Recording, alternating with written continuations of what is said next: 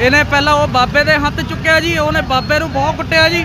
ਹੁਣ ਇਹਦੀ ਪੱਗ ਲਾਤੀ ਜੀ ਸਰਦਾਰ ਬੰਦੇ ਦੀ, ਜਨਾਨੀਆਂ ਦੇ ਗੋਦ 'ਚ ਬੈਠੀ ਜਾਂਦਾ ਜੀ ਜਾ ਕੇ।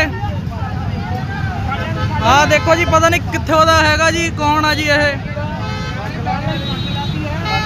ਆਹ ਦੇਖੋ ਜੀ, ਇਹਦੇ ਕਰਕੇ ਇਹਨਾਂ ਜਾਮ ਲੱਗ ਗਿਆ ਜੀ ਇੱਥੇ।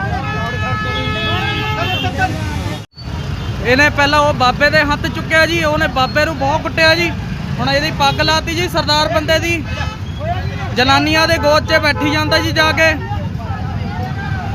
ਆਹ ਦੇਖੋ ਜੀ, ਪਤਾ ਨਹੀਂ ਕਿੱਥੋਂ ਦਾ ਹੈਗਾ ਜੀ, ਕੌਣ ਆ ਜੀ ਇਹ। ਆਹ ਦੇਖੋ ਜੀ, ਇਹਦੇ ਕਰਕੇ ਇਹਨਾਂ ਜਾਮ ਲੱਗ ਗਿਆ ਜੀ ਇੱਥੇ।